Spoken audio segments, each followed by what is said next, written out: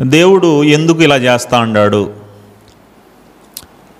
మనం భూమి మీదకి రావడం ఏంటి, మనం కష్టాలు పడడం ఏంటి, శ్రమలు పడడం ఏంటి, మనకు కుటుంబాలు ఏంటి, మనం ఈ కష్టాల్లో దేవుని కొరకు నిలబడడం ఏంటి, నిలబడినోడికి పరలోకం ఏంటి, దేవుని కొరకు బ్రతకనోడికి నరకం ఏంటి, అందులో పడగొట్టడానికి సాతాన్ ఏంటి, సాతాన్ అసలు ఎందుకు ఉండాలి,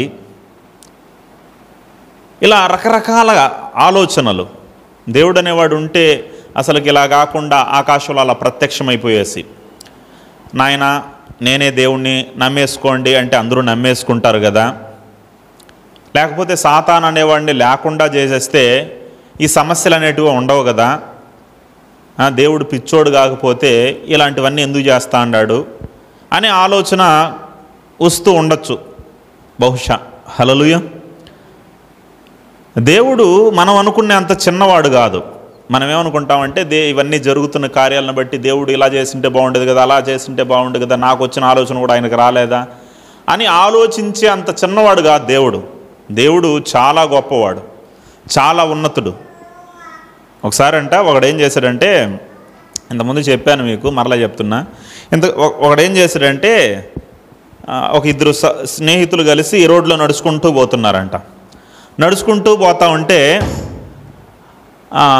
దారి మధ్యలో అక్కడికి ఏం కనపడిందంటే గుమ్మడికాయ, పెద్ద పెద్ద గుమ్మడికాయలు కనపడ్డాయంట.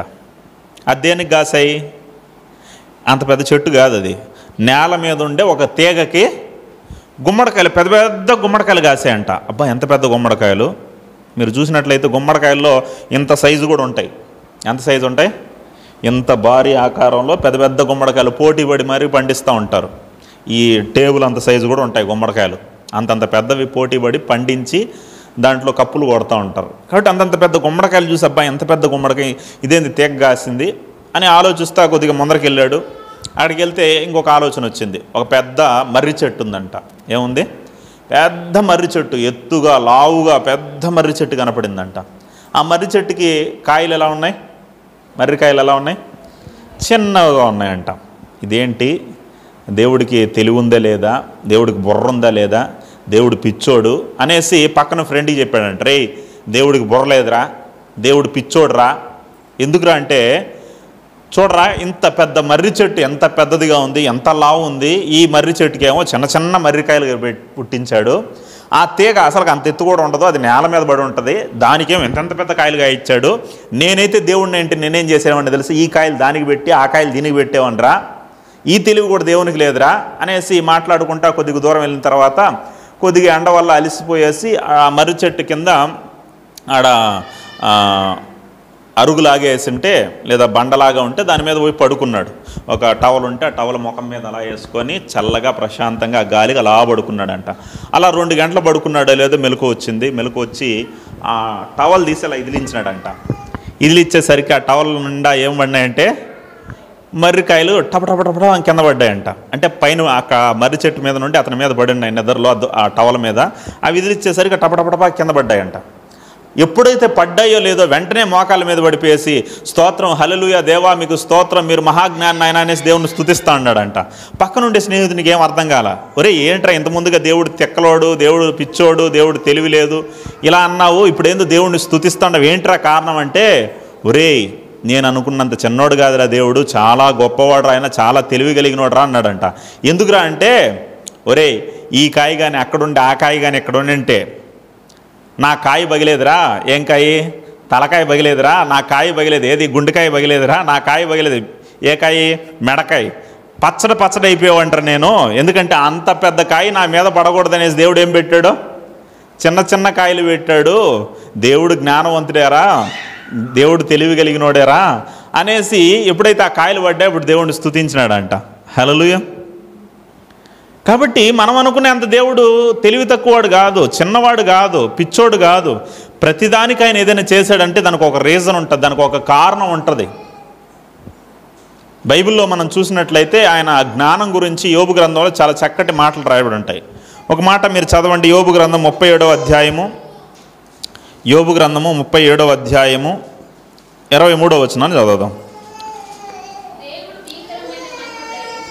యోబు గ్రంథము 37:23 సర్వశక్తుడగు దేవుడు మహత్యము గలవాడు, ఆయన మనకు అగోచరుడు.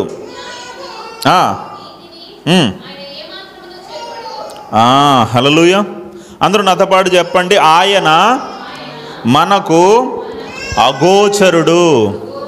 బలంగా చెప్పాలి, ఆయన మనకు అగోచరుడు. అగోచరుడు అంటే అగోచరుడు, అగోచరం, గోచరం కాలేదురా అంటూ ఉంటారు కదా. అగోచరుడు అంటే అసలుకి ఆయన మనకు అర్థం కాడు, ఆయన మనకు పట్టడు, ఆయన మనకు అందడు. ఆయన పట్టనివాడు, అందనివాడు, గొప్పవాడు ఎవరంటే అగోచరుడైన దేవుడు ఆయన. అందుకే ఒక భక్తుడు పాడతాడు, అగోచరుడా నీ కార్యములు ఊహకు అందనివి. ఆయన ఎవరంట?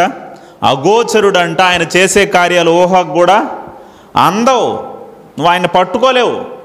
ఆయన జ్ఞానం చాలా గొప్పది. ఆయన జ్ఞానం ఆకాశం అంతా. నువ్వు నేల మీద నిలబడుకొని నేల సైజులో నువ్వు ఆలోచిస్తే ఆయన ఆలోచనలు ఆకాశం అంత గొప్పగా ఉంటాయి. అందుకే భక్తుడు చెప్తున్నాడు, ఆయన అగోచరుడంట. ఆయన మనం అర్థం చేసుకోలేం, ఆయన జ్ఞానాన్ని మనం అర్థం చేసుకోలేం. ఆయన జ్ఞానం చాలా గొప్పది. ఇంకా యోబు గ్రంథము 9వ అధ్యాయం 4వ వచనం. యోబు గ్రంథము 9వ అధ్యాయం 4వ వచనం చదువుదాం. ఆయన మహావివేకి, అధిక బల సంపన్నుడు. హల్లెలూయా. అందరూ నాతో పాటు చెప్పండి, ఆయన మహావివేకి, అధిక బల సంపన్నుడు. మహావివేకంట. వివేకం వేరు, మహావివేకం వేరు. మహావివేకి, మనుషులకే ఇంత జ్ఞానం ఉన్నప్పుడు మనుషులను చూసి వారు పనులు చేస్తున్న వారు చేస్తున్న సృష్టిని చూసి వారు చేస్తున్న కనబెడుతున్న వస్తువులను చూసి నువ్వు ఆశ్చర్యపోతా ఉంటే వారిని కలుగు చేసిన వాడు ఆయన, వారికి జ్ఞానాన్ని ఇచ్చిన వాడు ఆయన. అందుకే ఆయన ఎవరంటే మహావివేకి. ఆయన వివేకం చాలా గొప్పది. ఇంకా యోబు గ్రంథము 6వ అధ్యాయము 36వ అధ్యాయము 5వ వచనాన్ని చదువుదాం. 36వ అధ్యాయము 5వ వచనం.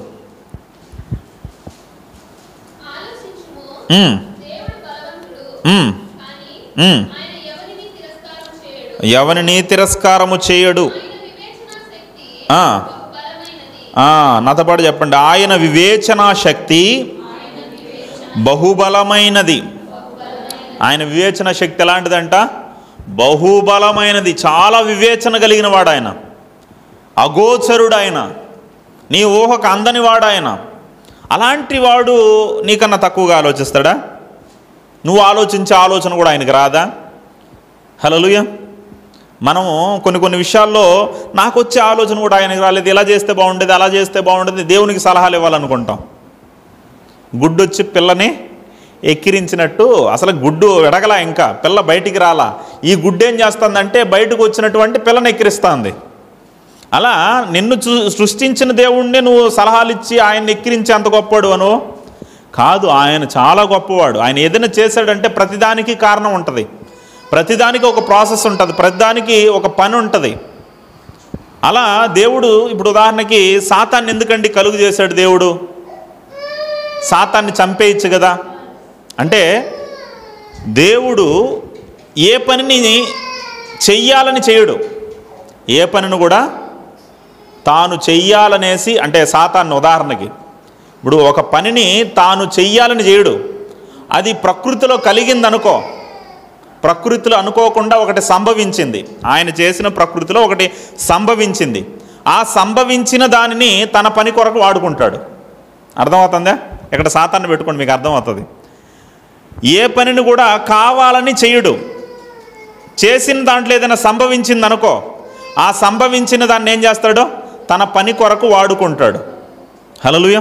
అంటే మీకు అర్థం కావడం కోసం ఉదాహరణకి మన గురించి మనం ఆలోచిద్దాం. ఇప్పుడు మీరు పాలు విరిగిపోయాయి అనుకోండి, విరిగిపోతే ఏం చేస్తారు మీరు? మా నిప్పులు లేదా పెట్టండి, లేకపోతే వెనకాల కూర్చో పట్టుకొని. పాలు విరిగిపోయాక ఏం చేస్తారమ్మా మీరు? విరిగిపోయాయి. ఎంతమంది పాలు చేసేటప్పుడు విరిగిపోయినాయి? చేతులు ఎత్తండి. మేము పాలు చేసేటప్పుడు విరిగిపోయినాయండి అనే వాళ్ళు చేతులు ఎత్తండి. కొంతమందికి టీ పెట్టి అలవాట్లేదేమో, అందుకనేసి ఎరగలేదేమో. హల్లెలూయా. పాలు విరిగినప్పుడు మీరేం చేస్తారు? పాలు విరిగినప్పుడు ఏం చేస్తారమ్మా? ఆ పాలను నేల మీద పోయడమో, లేదా ఆ పాలను తీసుకుని పోయేసి అంగడోడు ముఖాన్ని కొట్టడమో, ఆ 10 రూపాయలు వేస్ట్ అయిపోయింది, పనికిమాలోడు 10 రూపాయలు వేస్ట్ చేసినాడు అని తిట్టుకోవడం చేస్తాం కదా. అదే తెలివి కలిగిన వాళ్ళు ఏం చేస్తారో తెలుసా? తెలివి కలిగిన స్త్రీలు ఏం చేస్తారంటే ఈ విరిగిపోయిన పాలను ఏం చేస్తారంటే, మనం హోటల్కి వెళ్ళాం అనుకోండి, అక్కడ మనం చపాతీలో అద్దుకోవడానికి పన్నీర్ అనేసి ఒకటి వస్తుంది చూసారా? కొంతమంది ఇంట్లో కూడా వాడుతూ ఉంటారు. పన్నీర్ ఎలా వస్తుంది అనుకుంటున్నారు? పాలను విరగ్గొడితే వచ్చేదే పన్నీరు.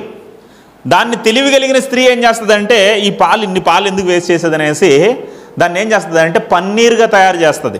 ప్రోటీన్, అసలు పాల కంటే ఎక్కువ శక్తి దేంట్లో ఉంటుంది అంటే ప్రోటీన్లో ఉంటుంది. దాన్ని ఏమంటారు, ఆ పన్నీర్లో ఉంటుంది.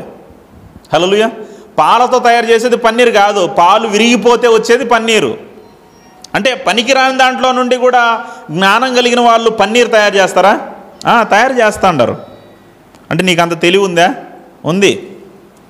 అలానే చాలా వస్తువులు మనం ఆలోచిస్తే, ఇప్పుడు గుడ్డలు పనికి రాకుండా పోయి ఏదైనా డ్రెస్ కానీ ప్యాంటు కానీ చీర కానీ పనికి రాకుండా పోయేదానికి ఏం చేస్తామమ్మా? దాంతో ఏం చేస్తాం? దాంతో కటన్స్ కొడతారు కొంతమంది తెలివిగా. దాంతో ఇంకొంతమంది ఏం చేస్తారంటే దుండ్లు కొడతారు. అమ్మో, పనికిరాని వాటిని కూడా వాడేస్తాండావు నువ్వు. ఇంకా పనికిరాలేదు అనుకో, అస్సలు దేనికి పనికిరాదంటే దాన్ని దేనికోసం వాడతాం? మసిపేలుగా కూడా వాడేస్తాం. అంటే వదలడంలే నువ్వు.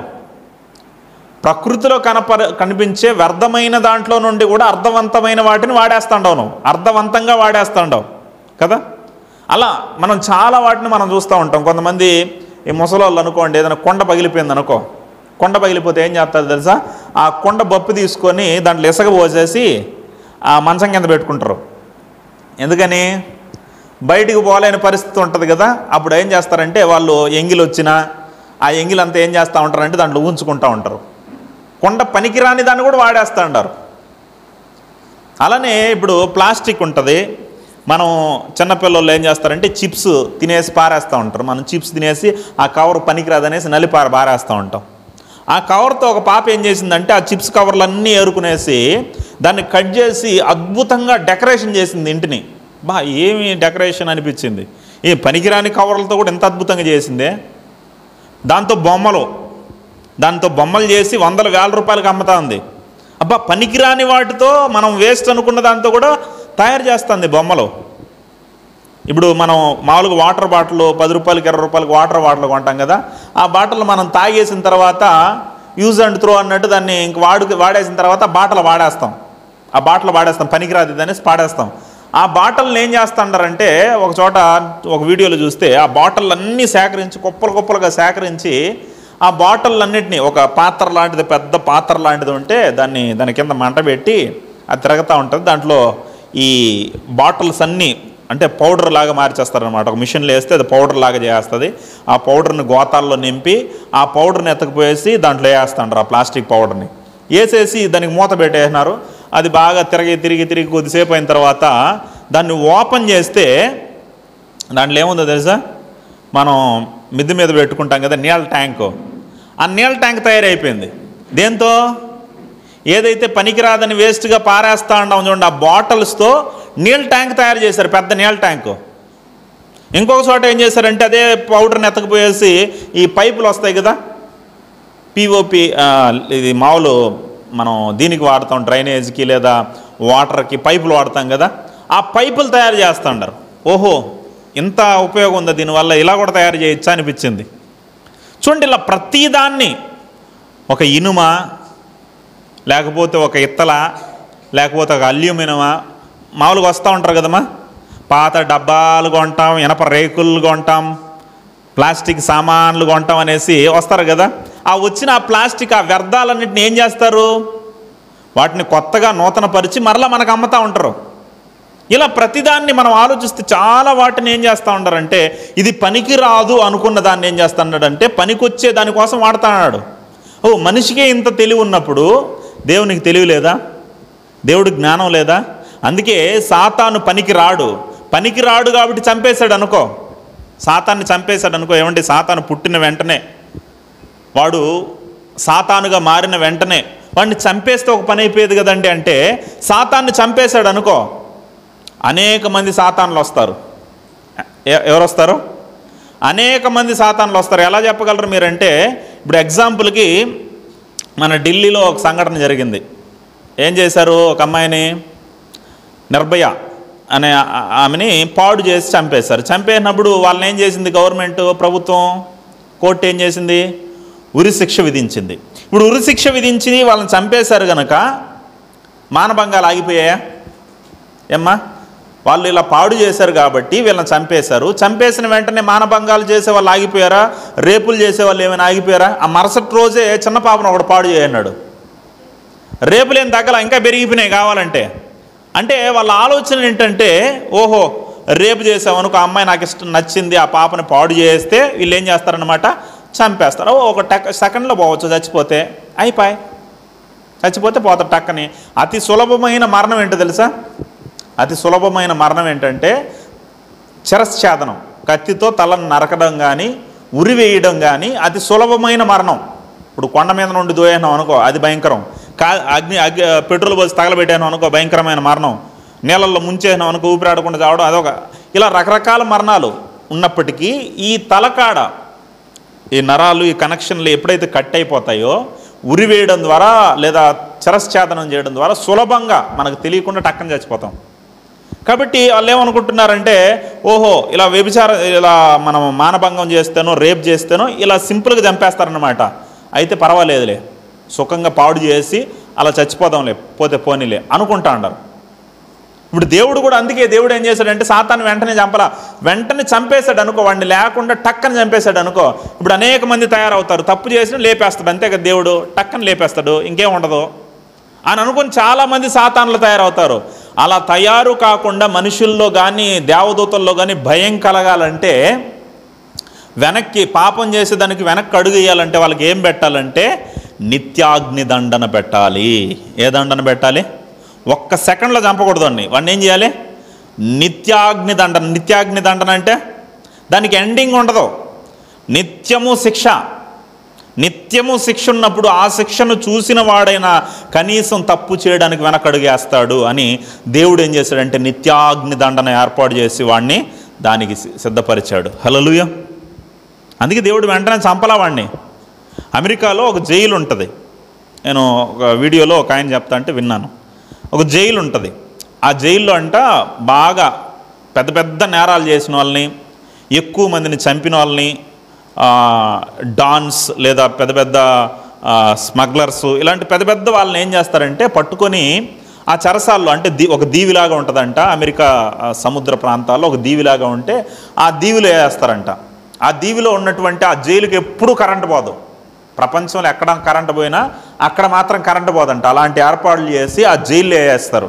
ఆ జైలు ఎలా ఉంటుందంటే ఒక చిన్న రంధ్రం తప్ప, ఒక చిన్న ఇలాంటి కిటికీలు కానీ లేదా చిన్న కిటికీలు అలాంటివే ఉండవు. ఒక చిన్న రంధ్రం, ఆ లైట్కి ఉన్నటువంటి దీనంత ఉంటుంది అంతే, ఒక బల్బ్ అంత సైజు రంధ్రం ఉంటుంది. ఆ రంధ్రంలో నుండి వచ్చే వెలుతురు తప్ప ఏమీ పడదు ఆ జైల్లో. అలాంటి జైల్లో లోపలికి వేస్తారు. వాడు నేరం చేసినప్పుడు చూసినటువంటి ప్రకృతి తప్ప లోపలికి వెళ్ళిన తర్వాత మరలా వాడి జీవితంలో ఎప్పటికీ ప్రకృతిని చూడడం, సూర్యుడిని కానీ ఆకాశాన్ని కానీ ఈ ప్రకృతిని కానీ మరలా చూడ. ఇంకా అలాంటి చీకట్లో వేస్తారన్నమాట. చీకట్లో వేస్తే వాళ్ళు ఆ చీకట్లోనే మగ్గి వారి జీవితం అంతా, అది 1 సంవత్సరం 2 సంవత్సరాలు 3 సంవత్సరాలు రిలీజ్ అవుతారంటే లేదు. ఆ నేరం చేసిన వాళ్ళని ఆ జైల్లోకి పంపించిన తర్వాత 20 సంవత్సరాలైనా 30 సంవత్సరాలైనా 50 సంవత్సరాలైనా చచ్చేంతవరకు అక్కడనే ఉండి చివరికి మట్టిలో చేరేంతవరకు అక్కడనే ఉండాలి, సమాధి చేయబడేంతవరకు. ఎంత భయంకరమో చూడండి. అందులో ఉన్నటువంటి ఒక వ్యక్తి చెప్తున్నాడు. ఆ వ్యక్తి ఏం చెప్తున్నాడంటే, నా కొడుకు 2 సంవత్సరాల బాలుడుగా ఉండేటప్పుడు నేను ఈ చెరసాలకు వచ్చాను. ఇప్పుడు నా కొడుకు పెద్దోడేసి 32 34 సంవత్సరాలు వచ్చి ఉంటుంది వాడికి.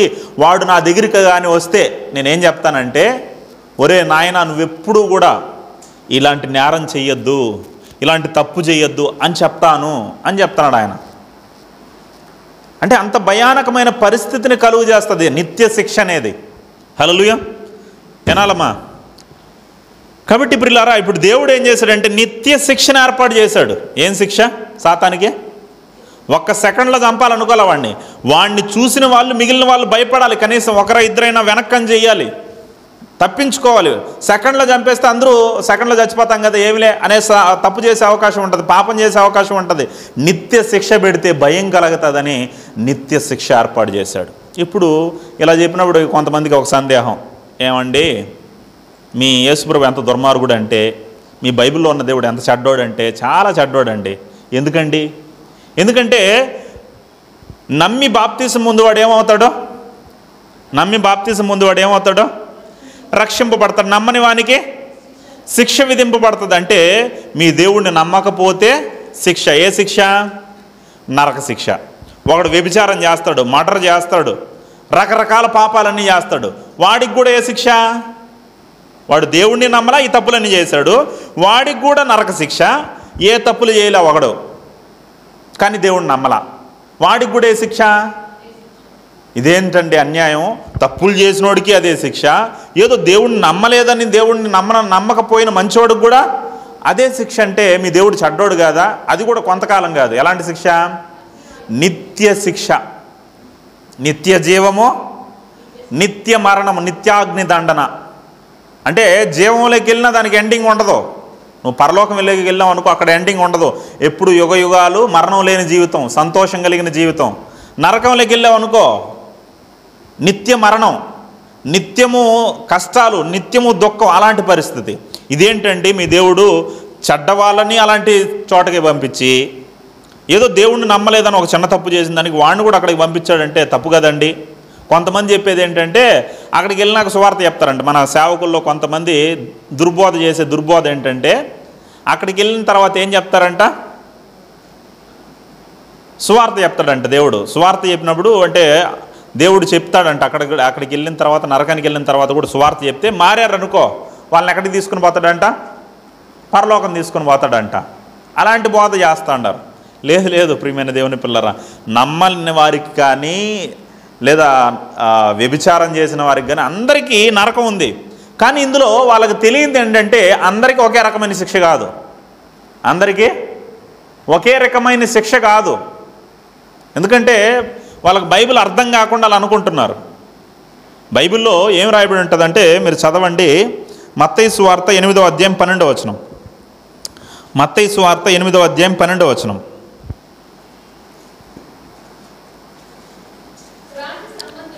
రాజ సంబంధులు వెలుపల చీకటిలోనికి త్రోయబడుదురు, అక్కడ ఏడుపును పండ్లు కొరుకుటయు. ఎక్కడుంటాయంటే ఇవి ఎక్కడుంటాయంట? రాజ్య సంబంధులు ఎక్కడికి దోయబడతారంట? చీకటిలోనికి దోయబడతారు. ఇక్కడ అగ్ని కనపడలా. ఇప్పుడు మామూలుగా అగ్ని అన్నప్పుడు ఏముండకూడదు అక్కడ? వెలుతురున్న చోట ఏముండదు. ఇప్పుడు ఇక్కడ చీకటి లేదు, ఎందుకని? వెలుతురు పడతా ఉంది కాబట్టి చీకటి కనపడలా. సూర్యుడు లేడనుకో ఆటోమేటిక్గా ఏం కనపడుతుంది? చీకటి. వెలుతురు లేనప్పుడు ఏముంటుంది? అక్కడ చీకటి ఉంటుంది. ఇప్పుడు నిత్యాగ్ని దండన అన్నప్పుడు, అక్కడ మంటలు ఉన్నప్పుడు, అక్కడ అగ్ని మండుతున్నప్పుడు చీకటి ఎలా వస్తుంది? చీకటి ఎలా ఉంటుంది అక్కడ? ఇక్కడ చూడండి, వెలుపట చీకటిలోనికి త్రోయబడును, అక్కడ ఏడుపును పండ్లు కొరుకుటయు ఉండును అంటున్నాడు. చీకటి ఎలా ఉంటుంది అక్కడ? ఆలోచన చేయాలి మీరు. బైబిల్ అంతా కూడా యేసుక్రీస్తు నరకం గురించి చెప్పాడంటే డైరెక్ట్గా దాన్ని చెప్పిందన్నట్టే డైరెక్ట్గా తీసుకోకూడదు. ఆయన జగత్తు పుట్టినప్పటి నుండి మరుగైన సంగతులు ఆయన చెప్పాడు. ఎలా చెప్పాడు? ఉపమానాలంకార రూపంలో చెప్పాడు. ఉపమాన రూపంలో. ఎందుకంటే మనకు అర్థం కావు పరలోక సంగతులు కానీ లేదా నరక సంగతులు కానీ, చనిపోయిన తర్వాత ఎలా పరిస్థితులు ఉంటాయో శరీరంలో ఉన్నటువంటి మనకు అర్థం కాదు. ఇప్పుడు వాటిని అర్థం చేసుకోవడానికి కొన్ని ఉపమానాలంకారంలో చెప్పాడు. వాటిని డైరెక్ట్గా మనం అలా తీసుకోకూడదు. ఇప్పుడు ఇక్కడ చీకటి అంటున్నాడు. చీకటి వల్ల ఏం కలుగుతుందంట? పండ్లు కొరుకుట, ఏడుపు ఉంటుంది అన్నాడు. ఇక్కడ చీకటి అన్నాడా? ఇప్పుడు ఇంకొక వచనం చదువుకుందాం. మత్తయి సువార్త 13వ అధ్యాయం 50వ వచనం చదువుదాం. మత్తయి సువార్త 13వ అధ్యాయం 50వ వచనం.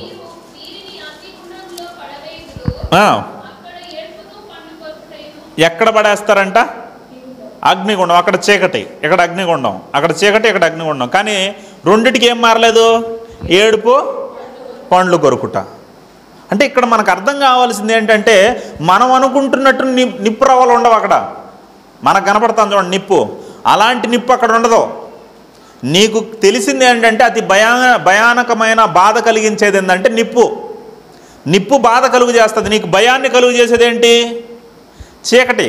కట్టిక చీకటిలో నువ్వు ఉన్నావు, ఒంటరిగా ఉన్నావు, ఎలా ఉంటుంది మరి నీకు? ఒంటరిగా ఉన్నావు, నువ్వు ఒకటే ఉండవు, కట్టిక చీకటిలో ఉన్నావు, ఎలా ఉంటుంది నీకు? భయంగా ఉంటుంది. నిప్పు అంటే బాధ కలుగు చేస్తుంది. అంటే భయము బాధ కలిగిన లోకం పాతాళ లోకం లేదా నరకం అని చెప్పడం అనే ఉద్దేశమే కానీ నిజంగా మనం అనుకుంటున్నట్టు నరకం ఉండదు, అగ్ని ఉండదు. మనకు కనపడి నిప్పురవ్వలు అక్కడ ఉండవు. ఎందుకంటే అక్కడున్న పరిస్థితులు మనం అర్థం చేసుకోవడానికి అలా అలంకార భాషలో చెప్పబడింది, కానీ అలాంటి పరిస్థితులు ఉంటాయి అనుకోవద్దండి మీరు. ఇప్పుడు అక్కడ ఉన్న భాష నీకు అర్థం కాదు అసలు. పౌలు గారు ఏం చెప్తారు? కొరింథీయులకు రాసిన పత్రికలో అనుకుంటా ఒక మాట అక్కడ ఏం చెప్పారు? కొరింథీయులకు రాసిన రెండో పత్రిక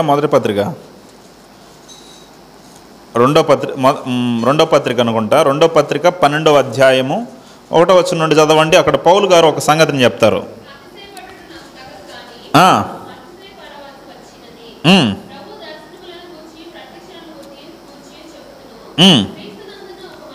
ఒక మనుష్యుని నేను ఎరుగుదును,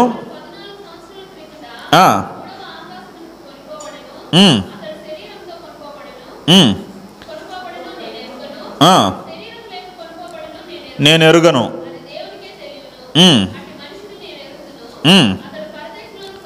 అతడు పరదేశంలోని కొనిపోబడి వచింప సఖ్యము కాని మాటలు వినెను అన్నాడు. విన్నాడంట అతడు. ఎవరు? వెళ్ళిన వ్యక్తి. ఎలాంటి మాటలు విన్నాడంట? వచింప సఖ్యము కాని మాటలు. అంటే వచింప సఖ్యము కాని మాటలు అన్నాడు. వచింప సఖ్యము కాని మాటలు అంటే పలకలేని మాటలు. ఇప్పుడు శరీరంలో ఉన్నావు కాబట్టి నీకు ఒక భాష, ఒక లాంగ్వేజ్ ఏదో ఒకటి పెట్టుకొని మాట్లాడుతుండవు, కానీ నీకేం తెలియదు అంటే ఆత్మ భాష తెలీదు. చచ్చిపోయిన తర్వాత దేవుని భాష ఏంటో, దేవదూతల భాష ఏంటో, ఆత్మల భాష ఏంటో నీకు తెలియదు అసలు. వాళ్ళు ఏం మాట్లాడతారో అది నువ్వు మాట్లాడలేవు అసలు. వాళ్ళు దేవదూతలుగా భూమి మీదకి వచ్చినప్పుడు వాళ్ళు మన భాషలో మాట్లాడారు కాబట్టి నీకు అర్థమైంది కాబట్టి, కానీ వాళ్ళ భాషలోకి వెళ్ళినప్పుడు ఆ భాష ఏంటో నీకు అర్థం కాదు. ఆ భాషను నీకు అందదు అసలు. ఆ భాషను మనం పలకలేమంట. అందుకే ఏమంటున్నాడు? వచింప సఖ్యము కాని. అంటే అప్పుడప్పుడు అంటూ ఉంటారు కదా, రే దాన్ని దాన్ని దాన్ని దాన్ని చెప్పాలన్నది కానీ ఎలా చెప్పాలో అర్థం కాలేదురా అంటూ ఉంటాం. అంటే దానికి ఏమి లేదు, దాన్ని చెప్పడానికి భాష లేదన్నమాట. అందుకనేసి ఎలా చెప్పాలో అర్థం కాలేదురా దాన్ని అంటూ ఉంటాం. అంటే దాన్ని చెప్పడానికి ఆ భాష అనేది రాలా మనకు. ఇప్పుడు అక్కడుండే భాష కూడా మనం మాట్లాడలేని భాష అది. నీకు ఆత్మ భాషే నీకు అర్థం కానప్పుడు అక్కడ ఉన్న పరిస్థితుల గురించి నీకేం అర్థమవుతుంది? అర్థం కాదు కనుక అర్థమయ్యేలాగా మనకు చెప్పాడు అంతే. అంతేగాని సేమ్ డిటో ఇలానే ఉంటుంది అనుకోవద్దండి. అగ్ని అంటే నిజమై అగ్ని ఉంటుంది అనుకోవద్దండి. అగ్ని రవ్వలు ఉండవు అక్కడ. అగ్ని ఎలా బాధ కలుగు చేస్తుందో అలాంటి బాధ ఉంటుంది. చీకటి ఎలా నిన్ను భయపెడుతుందో అలాంటి భయం ఉంటుంది అక్కడ. హల్లెలూయా. ఇప్పుడు మీకు పెద్ద పులి అనేది మీకు తెలియదు అనుకో, ఎలా చెప్పాలి? మీకు పెద్ద పులి మీరు ఎప్పుడు చూడాల, మీకు ఇప్పుడు ఎలా చెప్పాలి? పెద్ద పులిని గురించి ఎలా ఉంటుందని చెప్పాలి? ఎలా చెప్పాలి? మీకు తెలిసింది ఏదో ఒకటి ఉంటే దాన్ని బట్టి చెప్పచ్చు. ఇప్పుడు మీకు పెద్ద పులి అనేది తెలియకపోతే అప్పుడు ఏం చెప్పాలంటే, ఒరే నువ్వు ఎప్పుడైనా పిల్లిని చూసావా? చూసా. ఈ పిల్లిని కొన్ని వందల రెట్లు పెద్దది చేసావనుకో, పెద్దది చేసిన తర్వాత దానికి అంతా పసుపు రంగు వేసి దాని మీద అక్కడక్కడ నల్లటి చారలు పెట్టాం అనుకో, చారలు పెట్టాం.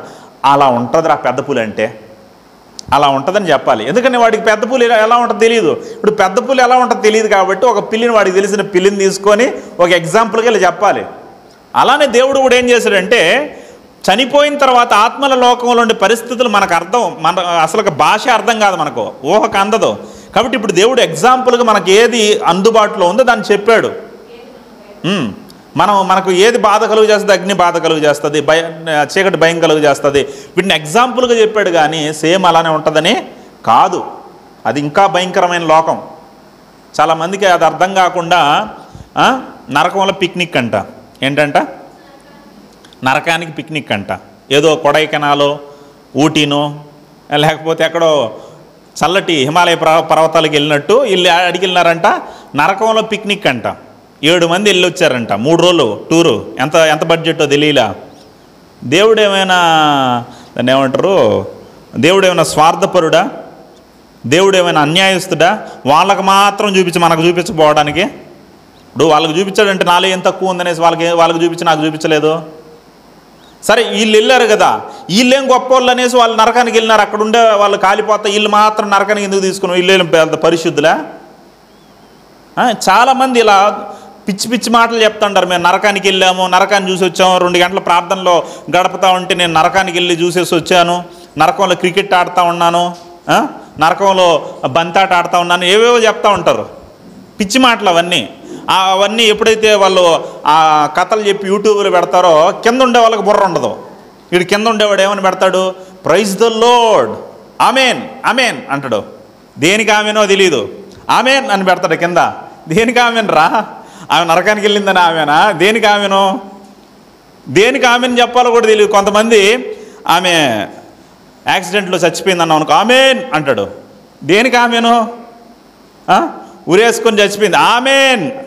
కింద పడిపోయినాను, ఆమెన్. దేనికి ఆమెను చెప్పాలో తెలీదు. అలా ఆమె ఏదో నరకంలోకి వెళ్ళి వచ్చిందంట, ఇక్కడ కింద ఆమెన్ అని పెడతాడు. బైబిల్లో ఉందా? బైబిల్లో అలా దేవుడు ఏమైనా తీసుకుని వెళ్తానని చెప్పాడా? హల్లెలూయా.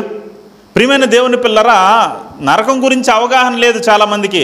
ఇంకొంతమంది ఏమంటారంటే నరకం ఎక్కడుందంటే భూమి లోపల ఉందంట. ఎక్కడుందంట? తవ్వుకుంటూ వెళ్ళినారంట, గుంతలు తీసుకుంటూ వెళ్తా ఉంటే నరకంలో ఉండి కేకలు వినపడ్డాయంట. పెద్ద పెద్ద సేవకులు చెప్పారు. బైబిల్ చదివితే కదా, బైబిల్లో ఒక ఆలోచన, బైబిల్ మీద పరిశీలన ఇవన్నీ ఉంటే ఇవన్నీ అర్థం అవుతాయి. బైబిల్ మీద పరిశోధన లేకుండా వాళ్ళ నాన్న చెప్పిన మాటలు, వాళ్ళ తాత చెప్పిన మాటలు చెప్పుకుంటా ఉంటే ఎక్కడుందని చెప్తాడు? భూమి లోపల ఉంది అంటాడు. ఇటు భూమి లోపల పెట్టాలా? ఆయనకి స్థలం లేదా? భూమి ఎంత ఉంది మా విశ్వంలో భూమి ఎంత ఉంది? నలుసు కన్నా చాలా చిన్నది. విశ్వంలో భూమిని పోల్చుకుంటే చాలా చిన్నది ఈ భూమి. ఇంత భూమి లోపల మరలా దాని లోపల పాతాళం పెట్టాలా? అంత అవసరం ఆయనకి? పాతాళం భూమి లోపల కాదు ఉండేది. బైబిల్లో ఏముందంటే భూమి క్రింద అంటాడు. భూమి క్రింద అనేదానికి భూమి లోపల అనేదానికి తేడా లేదు. ఈ విశ్వానికి అవతల పాతాళం ఉంది, అది పెద్ద లోకం. ఈ విశ్వం కన్నా పెద్ద లోకం, అది పెద్ద లోకం. ఇప్పుడు ఈ భూలోకమే మీరు చూసినట్లయితే భూమి మీద ఏమేమి ఉన్నాయమ్మా? పల్లెలు ఉన్నాయి, పట్టణాలు ఉన్నాయి, మండలాలు ఉన్నాయి, జిల్లాలు ఉన్నాయి, రాష్ట్రాలు ఉన్నాయి, దేశాలు ఉన్నాయి, ఖండాలు ఉన్నాయి, మహాసముద్రాలు ఉన్నాయి, అబ్బో లోయలు ఉన్నాయి, పర్వతాలు ఉన్నాయి, నదులు ఉన్నాయి, చెరువులు ఉన్నాయి, ఎన్నెన్నో ఉన్నాయి. ఈ భూమి మీదనే, ఈ చిన్న భూమి మీదనే, విశ్వంలో ఉన్నటువంటి ఈ చిన్న భూమి మీదనే ఇన్నున్నప్పుడు పాతాళం అంటే మీరేమనుకుంటున్నారు? ఒక అగ్ని మాత్రం ఉంటుంది అనుకుంటున్నారా? అది పెద్ద లోకం, పెద్ద లోకం. అది చాలా పెద్దది. దాంట్లో శిక్షలు అందరికీ ఒకలాగా ఉండవు. ఎందుకు ఒకలాగా ఉండవు అని చెప్తున్నానంటే, బైబిల్లో మీరు చదివినట్లయితే లూకాసు వార్త 12వ అధ్యాయము 47వ వచనం చదవండి. లూకాసు వార్త 12వ అధ్యాయం 47వ వచనం. తన యజమానుని చిత్తమెరిగి ఉండి సిద్ధపడక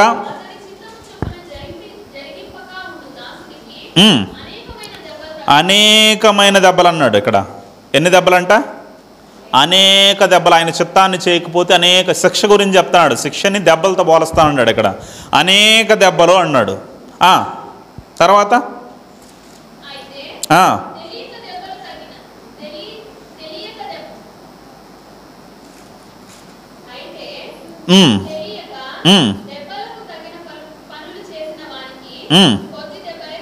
అంటే తెలియక చేశాడు అనుకో, పాపం తెలియకుండా చేశాడు, వాడికి ఇన్ని దెబ్బలు ఉండవు.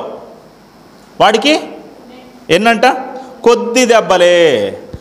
ఇక్కడ అనేకమైన దెబ్బలు ఉన్నాయి, కొద్ది దెబ్బలు ఉన్నాయి. శిక్షలో కూడా అగ్నే మంటలే, అంటే మన భాషలో అర్థం కావడం కోసం ఆ శిక్షే. కానీ ఆ శిక్షలో అధికమైన శిక్ష ఉంది, కొద్ది శిక్ష ఉంది. అందరికీ ఒక రకంగా శిక్ష. ఇప్పుడు దొంగతనం చేసినోడికి ఒకే శిక్ష, వ్యభిచారం చేసినోడికి ఒకే శిక్ష, దేవుడిని నమ్మనోడికి ఒకే శిక్ష. అలా ఉండదు. దేవుణ్ణి నమ్మకుండా వ్యభిచారం చేస్తా, దొంగతనం చేస్తా, మోసాలు చేస్తా, విచ్చలవిడిగా జీవించినోడికి ఒక రకమైన శిక్ష. మంచి కార్యాలు చేసిన దేవుణ్ణి నమ్మలా, వీడికి ఒక శిక్ష. అధికమైన శిక్ష, కొద్ది దెబ్బలు. అధికమైన దెబ్బలు, కొద్ది దెబ్బలు. హల్లెలూయా. అలా నరకంలో దెబ్బలు మాత్రం కామనే, దాంట్లో అధికం కొద్ది, ఎక్కువ తక్కువ అనేటివి ఉంటాయి. ఇక్కడ నరకంలో అందరికీ ఒకే రకంగా ఉండదు. మీరు బాగా గమనించాలి, బైబిల్ అనేది బాగా పరిశీలించాలి. మీరు అందరినీ నరకంలో ఎత్తుకుపోయి వేసేయడం అలా ఏమి ఉండదు. అందరినీ వేస్తాడు, కానీ దాంట్లో అధికం ఉంటుంది, కొద్దిగా అనేది ఉంటుంది. దెబ్బలు మాత్రం కామను. హల్లెలూయా. అలానే పరలోకంలో కూడా అందరికీ ఒకే స్థాయి కాదు. పరలోకంలో అందరికీ ఒకే స్థాయి ఇచ్చేస్తాడా? అందరికీ ఒకే స్థాయి ఉండదు. ఏటి ఇప్పుడు నీ అబ్రహాంకి ఏ స్థాయి ఇచ్చాడో, పేతురు గారికి ఏ స్థాయి ఇచ్చాడో, అదే రీతిగా పౌలు గారికి ఏ స్థాయి ఇచ్చాడో, దావీదు గారికి ఏ స్థాయి ఇచ్చాడో, నీకు కూడా అదే స్థాయి ఇచ్చేయాలి. నువ్వేం చేసావనేసి ఆ స్థాయి ఇవ్వాలి నీకు. పేతురులాగా నువ్వేమైనా హతసాక్షి అయ్యావా? పౌలులాగా ఏమైనా రాళ్ళ దెబ్బలు తిన్నావా? లేదా అబ్రహాం లాగా అన్నిటినీ ఏమైనా విడిచిపెట్టి వచ్చావా? ఏం విడిచిపెట్టావు అనేసి నీకు అంత స్థాయి ఇవ్వాలి? నా స్థాయి అంత ఉండదు. వాళ్ళతో పోల్చుకుంటే చిన్న స్థాయి ఉంటుంది నాది. వాళ్ళ స్థాయికి తగినట్టు వాళ్ళకి ఇస్తాడు. ఎందుకంటే బైబిల్లో రాయబడి ఉంటుంది, యోహాను గారి గురించి, బాప్తిస్మం ఇచ్చి యోహాను గురించి మాట్లాడుతూ, నీకన్నా అల్పుడైన వాడు పరలోకంలో ఎలా ఉంటాడంట? గొప్పవాడుగా ఉంటాడు అన్నాడు. అంటే ఇప్పుడు యోహాను గారి కన్నా గొప్పవాడు ఉంటాడా? ఈయన అంటే ఎవరు? అత్యల్పుడు. యోహాను గారు ఎవరు? బాప్తిస్మం ఇచ్చి యోహాను అత్యల్పుడు, అల్పుడు, గనుడు ఇలా ఉంటారు పరలోకంలో కూడా. అందరికీ ఒకే స్థాయి కాదు. వారి వారి పనులను బట్టి దేవుడు ఏం చేస్తాడు? నేను పరలోకంలో స్థాయిల్ని కేటాయిస్తారు. అదేంటండి? సమానత్వం కాదు కదండి. అది సమానత్వం కాదు కదా. సమానత్వంగా ఉండాలి కదా. అంటే ఇది సమానత్వం కిందకి రాదు, న్యాయం కిందకు వస్తుంది. దేని కిందకు వస్తుంది? సమానత్వం వేరు, న్యాయం వేరు. ఇప్పుడు ఉదాహరణకి ఒకడు 10th క్లాస్ చదువుకున్నాడు, ఒకడు పెద్ద చదువులు చదువుకున్నాడు. ఇప్పుడు వాడికి బ్యాంకులో జాబ్ ఇవ్వాలనుకో, ఏ జాబ్ ఇస్తావమ్మా? 10th క్లాస్ చదువుకున్నాడికి 10th క్లాస్ చదువుకున్నాడికి అటెండర్ ఇస్తాం. ఇంకా పెద్ద బాగా చదువుకున్నాడికి ఏమి ఇస్తాం? దాంట్లో ఎవరు పెద్ద? మేనేజర్ స్థాయి. ఇప్పుడు మేనేజర్ ఇచ్చాం కాబట్టి ఇప్పుడు అన్యాయం ఏమైనా ఉందా అక్కడ? సమానత్వం ఏమి లేదా? ఏంటంటే సమానత్వం లేకుండా ఇచ్చినారు మీరు. 10th క్లాస్ చదువుకున్నోడికి ప్యూన్ జాబ్ ఇచ్చినారు, పెద్ద చదువు చదువుకున్నోడికి మేనేజర్ జాబ్ ఇచ్చినారు. ఇదేంటి తప్పు కదా అంటావా? లేదు, వాడు చదివాడు, వాడు కష్టపడ్డాడు కాబట్టి ఆ చదువుకు తగిన ప్రతిఫలం వాడికి ఇచ్చాం. వీడు 10th క్లాస్ వరకే చదివాడు కాబట్టి వాడి నాలెడ్జ్కి తగిలి వాడి వాడి వాడి వాడి యొక్క జ్ఞానాన్ని బట్టి, వాడి చదువును బట్టి అది ఇచ్చాం. అది తప్పు కాదు, అది న్యాయం అంటారు. అలానే నువ్వు దేవుని కొరకు ఎంతగా పని చేస్తావో, ఎంతగా కష్టపడతావో దానికి తగిన ప్రతిఫలం పరలోకంలో ఉంటుంది. అందరికీ సమాన స్థాయి ఉండదు. పాతాళంలో కానీ పరలోకంలో కానీ అలా స్థాయిలు ఉంటాయి. హల్లెలూయా. న్యాయమైన స్థాయిని దేవుడు ఏం చేస్తాడు? ఇస్తాడు. హల్లెలూయా. ఇది మీరు గుర్తుపెట్టుకోవాలి. అంతేగాని అందరికీ ఒకేలాగా ఉంటుందనేసి అందరూ అనుకున్నట్టు మీరు అనుకోకూడదు. సరే ప్రియమైన దేవుని పిల్లలు, ఇప్పుడు ఇంతకీ ఆ నరకంలోనికి ఎందుకు పంపిస్తున్నాడు మనల్ని? నరకాన్ని ఎందుకు, ఎవరి కోసం చేశాడు? మన కోసమా? నిత్యాగ్ని దండన మన కోసమా? మనకు కాదు. ఒక మాట చదవండి, మత్తయి సువార్త 25వ అధ్యాయం 41వ వచనం. మత్తయి సువార్త 25వ అధ్యాయం 41వ వచనం. అప్పుడు ఆయన శపింపబడిన వారులారా, అపవాదికిని వాని దూతలకును సిద్ధపరచబడిన నిత్యాగ్ని దండనకు పోవుడి. అంటే నిత్యాగ్ని దండన ఎవరి కోసం సిద్ధపాటు చేశాడు? అపవాదికి, వాడు దూతలకి సెట్ చేయబడింది. ఇప్పుడు దాన్ని ఆ లోకానికి ఎవరు వెళ్తాండారు? ఏమంటే నేను యేసుక్రీస్తులాగా బ్రతకను, నేను దేవుని కొరకు బ్రతకను, నేను సాతాన్లాగా బ్రతుకుతాను, నా తండ్రి ఎవరంటే సాతానే అన్నావు అనుకో, సాతాన్లాగా బతికి సాతాన్లాగా దుష్టుడిగా మరణించావు అనుకో, ఇప్పుడు నువ్వు వాడిలాగా బతికి వాడి బిడ్డగా ఉన్నావు కాబట్టి నువ్వు కూడా ఎక్కడికి వెళ్తాండావు? అక్కడికి వెళ్తావు. ఎందుకంటే వాడి బిడ్డ కదా నువ్వు దేవుని బిడ్డ అయితే దేవుని కొరకు బతుకుతావు. దేవుని బిడ్డ కాదు కాబట్టి సాతాను కొరకు బతికావు, దుష్టకార్యాలు చేసావు. ఇప్పుడు కాబట్టి నీ సంబంధులు, వాడి సంబంధులు అంతా అక్కడికి వెళ్తారు. అంతేగాని మన కోసం చేయలే పాతాలని దేవుడు, నరకాన్ని మన కోసం చేయలే, అపవాది కోసం చేశాడు. అపవాది లాగా మనం బతికితే మనం కూడా ఎక్కడికి వెళ్తామంటే అక్కడికి వెళ్తాము. కాబట్టి మనలో ఆ పాపపు స్వభావాలు మనలో ఉండకూడదనేది దేవుని ఉద్దేశము. దేవుడు మనకు ఛాన్స్ ఇచ్చాడు. సాతానికి ఆ ఛాన్స్లో తప్పు చేసిన వెంటనే వాడిని ఎక్కడికి తగలేశాడంటే పాతాళానికి తన్ని తగలేశాడు పో అనేసి. కానీ మనకైతే దేవుడు అలా చేయలే, మనకు అవకాశం ఇస్తా అన్నాడు, మారేదానికి అవకాశం ఇచ్చాడు. ఇప్పుడు జలప్రలయం వచ్చింది నోవా కాలంలో. ఏం చేశాడు? ఎందుకు వచ్చింది మా జలప్రలయము? నోవహు కాలంలో జలప్రలయం ఎందుకు వచ్చింది? వారు తినుచు త్రాగుచు పెళ్లి చేసుకునుచు పెళ్లికిచ్చున్నారు. తప్ప తినడం తప్పు కాదు, తాగడం తప్పు కాదు, పెళ్లి చేసుకోవడం తప్పు కాదు, పెళ్లికి ఇవ్వడం తప్పు కాదు. కానీ పెళ్లి చేసుకున్నా పెళ్లి ఇచ్చినా ఎలా ఇవ్వాలంటే దేవుని ఆలోచనలతో ఇవ్వాలి. దేవుడు లేకుండా ఏది చేయకూడదు. నువ్వు ఇప్పుడు దేవుడిని మర్చిపోయారు వీళ్ళు, వాళ్ళలో భక్తి లేదంట. పూర్వమందున్న భక్తిహీనుల మీదకి జలప్రలయాన్ని రప్పించినట్టు అంటాడు. భక్తిహీనులు మారిపోయారు. నోవహు నీతిపరుడుగా ఉన్నాడు. నీతి అంటే ఏంటి? అబ్రహాము దేవుని నమ్మెను, అది అతనికి నీతిగా ఎంచబడింది. అంటే దేవుణ్ణి నమ్మడంలే ఆ ప్రజలు, ఇంకా దేవునితో నడిచేవారు లేరు. వాళ్ళ మార్గాలను చెరిపేసుకున్నారంట. ఎక్కడికి పోవాలి ఈ మార్గం ద్వారా? ఒరే మనం పరలోకం నుండి ఇక్కడికి వచ్చాము, మళ్ళీ మన ఊరు పరలోకం, అక్కడికి వెళ్ళిపోవాలి మనం, ఇది మనం ఉండే లోకం కాదు అని ఆ మార్గం మీద వీళ్ళ ఆలోచన పక్కన పెట్టేశారు. ఇస్కరియోతు యోధ తన చోటికి పోవుటకు తప్పిపోయినా అంటాడు. ఇస్కరియోతు యోధ ఎలా తప్పిపోయాడో వీళ్ళు పరలోకం వెళ్ళాలనే ఆలోచన లేదు వీళ్ళకి, తప్పిపోయారు. ఇప్పుడు తప్పిపోయిన జనుల మధ్యలోకి దేవుడు వెంటనే శిక్ష రప్పించలా. ఏం చేశాడు? నోవహు నువ్వు ఓడగట్టినైనా, ఆ ఓడగట్టిన కాలం అంతా నువ్వేం చేసి వీళ్ళకి సువార్త ప్రకటించు అంటే 100 సంవత్సరాలు ప్రకటించాడండి. ఎన్ని సంవత్సరాలు ప్రకటించాడో అంటే అప్పుడు ఆయుష్కాలం ఎక్కువ, అప్పుడు 1000 సంవత్సరాలు బతికేవాళ్ళు నోవహు కాలం వరకు. అటు 100 సంవత్సరాలు సువార్త ప్రకటించినా ఒక్కడంటే ఒకడు మారలేదంట. ఎంత దుర్మార్గులు చూడండి, ఎంత దుష్టులో చూడండి వీళ్ళు. 100 సంవత్సరాలు ప్రకటిస్తే ఒకటి రాలేదా? ఒక్కడు రాలా. ఇప్పుడు వీళ్ళని చంపాలా వద్దా? చంపాలి. అందుకే దేవుడు ఏం చేశాడంటే జలప్రలయం తుడిచిపెట్టేశాడు, అందరినీ పొరకెత్తి ఊడిచినట్టు. అంటే దేవుడు అవకాశం ఇస్తాడు, 100 సంవత్సరాలు అవకాశం ఇచ్చాడు వాళ్ళకు కూడా. నినివే పట్టణస్థులు కూడా అవకాశం ఇచ్చాడు, మారతారేమో అవకాశం ఇచ్చాడు, మారారు వాళ్ళు. అలా దేవుడు మనకు కూడా అవకాశం ఇస్తాడు. సాతాన్ని వెంటనే, ఎందుకంటే వాడు సేవకుడు. సాతాన్ ఎవరు? ప్రారంభంలో దేవదూతగా ఉన్నాడు, సాతానుగా మారాడు. దేవునితో తన్ను తాను సమానం చేసుకోవాలనేసి గర్వించి సాతానుగా మారాడు. వాడికి అవకాశం ఎలా? కానీ మనకు అవకాశం ఇచ్చాడు దేవుడు. ఎందుకని? వాళ్ళు సేవకులైన ఆత్మలు, మనం కుమారులైన ఆత్మలు. మనలో ఉన్న ఆత్మ ఎవరిదంటే దేవునిలో నుండి వచ్చిన ఆత్మ. మనం అంటే వచ్చిన వాళ్ళం కాదు, కంటే వచ్చిన వాళ్ళం. వాళ్ళని ఏమన్నాడు? అన్నాడు, నోటితో పలికితే వచ్చారు వాళ్ళు. కానీ మనల్ని దేవుడు కన్నాడు.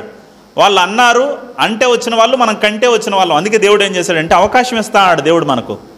ఆయన నరకానికి వెళ్ళొద్దు, వాళ్ళతో పాటు నరకానికి వెళ్ళొద్దు అని దేవుడు అవకాశం ఇస్తున్నాడు. ఎలా అవకాశం ఇచ్చాడు? మొట్టమొదటిగా ఆయనకు అసహ్యమైంది ఏదో చూద్దాం. ఒక మాట చూసుకొని మనం ముందుకెళ్దాం. యెషయా గ్రంథము 59:2 చదవదాం. యెషయా గ్రంథము 59వ అధ్యాయం 2వ వచనం. యెషయా గ్రంథము 59:2.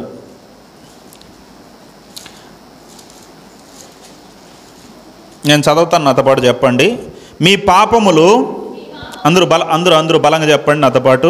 మీ పాపములు ఆయన ముఖమును మీకు మరుగుపరచెను గనుక ఆయన ఆలకింపకున్నాడు. ఏది ఆయన మరుగు చేసిందంట? ఆయన ముఖాన్ని మరుగు చేసిందంట. పాపాలు, మనం చేసే పాపాలు ఆయన ముఖాన్ని ఏం చేశాయి? మరుగు చేసేసాయి. ఆయన మనల్ని చూడలేదు, ఇంకా ఆయన మనల్ని అసహించుకుంటున్నాడు. దేన్ని బట్టి అంటే మన పాపాలను బట్టి. ఇంకొక మాట కూడా మనం చూద్దాం. 57వ యెషయా గ్రంథం 57వ అధ్యాయము 17వ వచనం చదువుదాం.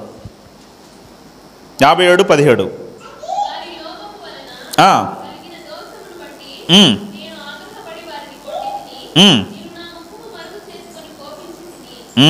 నాతో పాటు చెప్పండి. నేను నా ముఖము మరుగు చేసుకొని కోపించి తిని. అంటే ఎందుకు మరుగు చేసుకుంటున్నాడు? ఎందుకు ఆయన మనల్ని చూడడం లేదంటే మన పాపం ఆయన ముఖాన్ని చూడకుండా మరుగు చేసిందంట. అంటే మీకు అర్థం కావడం కోసం మా అత్తని కువైట్ పంపించడానికి కోసం హైదరాబాద్ వెళ్ళినాం. అక్కడ హోటల్లో ఒక రూమ్ తీసుకున్నప్పుడు అక్కడ బాత్రూంలో ఒక అద్దం ఉంది. మీరు గమనించే ఉంటారు. అద్దం వేడి నీళ్ళు వస్తానే వేడి నీళ్ళు పోసుకున్నాం. వేడి నీళ్ళు పోసుకున్నప్పుడు చలికాలంలో మరి ఎక్కువ కనపడుతుంది. ఆ వేడికి దాన్ని ఏమంటారు ఇంగ్లీష్లో, ఆవిరికి, ఆ వేడి నీళ్ళ ఆవిరికి ఏమైందంటే మామూలుగా ఫస్ట్ చూసినప్పుడు బాగా కనపడతా ఉన్నింది అద్దం. ఎప్పుడైతే వేడి నీళ్ళు పోసుకొని చూశానో ఆ ఆవిరికో మొత్తానికి ఏమైపోయిందంటే అద్దం మొత్తం కూడా మసగగా అయిపోయింది. మీరు గమనించి ఉంటారు, ఆవిరి ఎప్పుడైతే దాని మీద పడుతుందో మసగగా అయిపోతుంది. అంటే అదొక చర్య వేడి నీళ్ళ వల్ల, ఆవిరి వల్ల జరిగే ఒక చర్య వల్ల అద్దం ఎలా కనపడుతుంది నాయన? స్పష్టంగా కనిపించదు. అద్దంలో మన ముఖం ఎలా స్పష్టంగా కనపడకుండా మరుగైపోతుందో ఫస్ట్లో కనపడింది. ఈ చర్య జరగడం వల్ల, ఈ వేడి నీళ్ళ వల్ల, మంచు వల్ల చర్య జరగడం వల్ల ఏమైపోయిందంటే అద్దం ఎలా కనపడకుండా, మన ముఖం కనపడకుండా వెళ్ళిపోయిందో, అలానే పాపం అనే చర్య ఏం చేస్తుందంటే దేవుని ముఖాన్ని మనం చూడకుండా, ఆయన మనల్ని చూడకుండా మరుగు చేసేసింది. ఆయనకు పాపం అంటే నచ్చదు. ప్రియమైన దేవుని పిల్లారా, దేవునికి నచ్చంది ఏదైనా ఉందంటే అది పాపం. పాపం అంటే దేవునికి అస్సలు నచ్చదు. ఇప్పుడు మిమ్మల్ని అడిగామనుకోండి, మీకు ఏది నచ్చదండి అన్నాం అనుకోండి, ఒక్కొక్కటి చెప్పచ్చు. కొంతమంది మాకు ఉప్మా అంటే నచ్చదండి, మాకు చేపలు అంటే నచ్చవండి, మాకు అసహ్యం అండి, చేపలు తినడం మాకు నచ్చదండి. ఇంకా ఏమేమి నచ్చవు? కొంతమందికి విచిత్రమైన అలవాటు ఉంటుంది. ఇప్పుడు పెరుగు మనం బాగా తింటాం, పెరుగు అంటే మనకు చాలా ఇష్టం, కొంతమంది బాగా తింటాం. కానీ కొంతమందికి ఎలాంటి అలవాటు ఉంటుందంటే పెరుగు పేరెత్తే వాళ్ళకి పరమ చండాలం అనిపిస్తుంది, పెరుగు తినరు. మజ్జిగ చేయించిన ఆ స్మెల్ చూస్తే వాంతి అయిపోతూ ఉంటుంది వాళ్ళకి. ఎవరికైనా ఉందా అలాంటి అలవాటు? ఎవరికైనా ఆ మజ్జిగ కానీ ఆ పెరుగు కానీ అది స్మెల్ చూసినా అది నోట్లో ఒక చుక్క వేసుకుని వాంతి అయిపోతూ ఉంటుంది వాళ్ళకి అది పట్టదనమాట. అలాంటి మారితోనే నీకు ఏవేవి కొన్ని పట్టవో అలానే దేవుడికి పాపం అంటే పట్టదు, అసహ్యం ఆయనకి. పాపం చేసేవాడన్నా పాపం అన్నా ఆయనకు అసహ్యం. అలా పాపం చేసే వాళ్ళతో కనెక్షన్ కట్ చేస్తాడు ఆయన, వాళ్ళతో సంబంధం కలిగి ఉన్నాడు ఆయన, వాళ్ళ ముఖం కూడా చూడ్డు ఆయన. అంత పౌరుషం కలిగిన వాడు, అంత న్యాయాధిపతి. ఇప్పుడు ఆయనలో ఏముందంటే ప్రేమ ఉంది. ఏముంది? ఆయన ఒకవైపు దేవుడు, ఒకవైపు ఎవరంటే ఆయన తండ్రి. ఎవరినైనా దేవుడు ఒకవైపు దేవుడు, రెండో వైపు ఆయన ఎవరో తండ్రి. ఇప్పుడు పిల్లలను పోగొట్టుకోలేడు, ఏదైనా అనంతమే ఆయనలో. ఒక మాట మీరు చదివినట్లయితే ఎఫెసీయులకు రాసిన పత్రిక 2వ అధ్యాయం 4వ వచనం, ఎఫెసీయులకు రాసిన పత్రిక 2వ అధ్యాయం 4వ వచనం చదవండి.